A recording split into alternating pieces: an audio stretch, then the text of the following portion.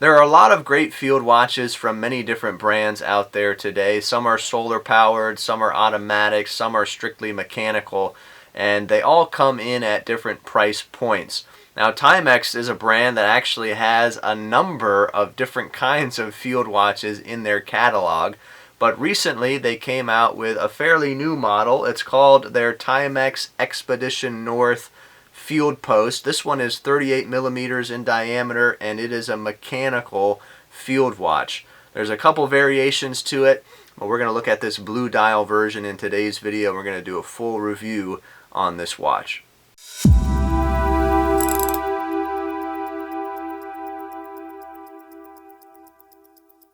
Alright, here it is, the TIMEX Expedition North Field Post. This is the mechanical version with the blue dial. Let's jump right into the specs and features. You can see the model number there.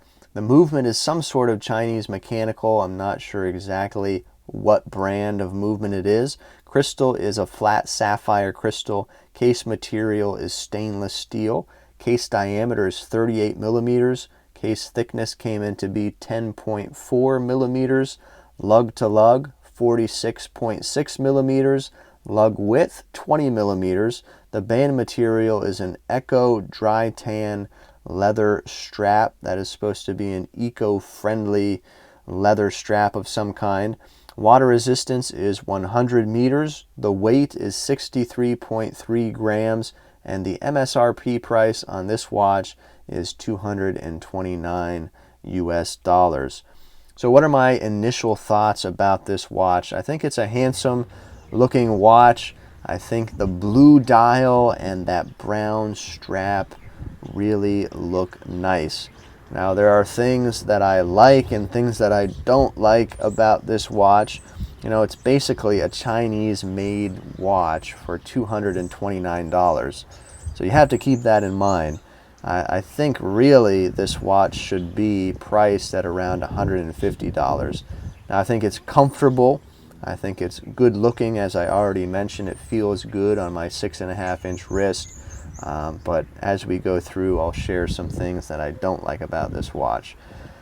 So the case here, stainless steel again, but it has a unique look to it. It has kind of a sandblasted finish, and I like it. It seems like, you know, it has some sort of coating on it, but it's just a sandblasted finish, and I would hope that it would stand up pretty well to scratches.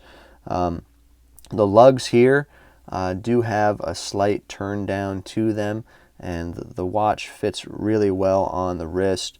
The case back is a solid case back, and it is screwed down, and you can see that the Expedition North logo and words are engraved there on the case back. The crown on this watch is a non-screw down crown, so you can wind it right in that 0 position. It's about a 5.9 millimeter crown, and you can see the logo that is there. Sometimes it is hard to pull out for some reason. I'm not sure why, but after winding it and then trying to pull it out, sometimes I found it was hard. Right now it's working well, but I did notice that. The dial here is a nice navy matte finished dial. The dial color is really nice on this watch. The indexes are printed on, and you do get 24-hour numerals toward the middle of the dial there. You get Timex and mechanical written on the dial, and then down at the bottom, water resist 100 meters. So pretty simple dial. Typical field watch look. You know this is a field watch when you look at it, but overall it's a good looking dial. There is a chapter ring with a minute tracker there on the outside, and that is kind of raised up a little bit above the rest of the dial. And there are these orange triangles all along the outside of that track, and those contain loomed pips in each of those triangles, which we'll check out in a moment.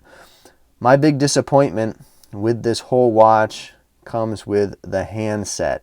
The handset, it really bothers me. Now, it doesn't look bad, but the minute hand and the second hand are far too short.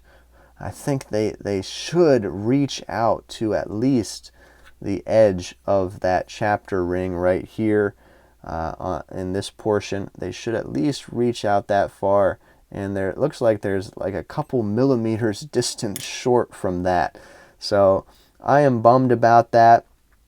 I think it looks funny to me, but you guys share your thoughts down below. Maybe that's not a disappointment to you, but it is for me. Otherwise, the hands are a nice syringe style hand set, and they look good, but they're too short in my opinion.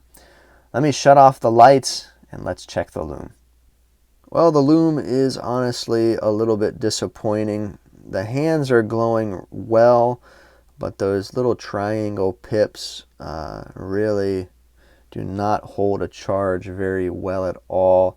And when those go away, you can still tell the time technically, but I would really like to see a better application of loom, and I would prefer to see all of those numerals loomed on the dial. I think that would be pretty cool, but at least the hands are glowing okay. A big plus with this watch for me is this strap. It is very well done. It has a good thickness to it. It seems like it's a rugged and durable leather strap, nice stitching, plenty of points of adjustment here. You do get a nice fixed keeper that is signed with Timex. The other one moves around here. Pretty generic buckle, but does the job, and that's signed with Timex also.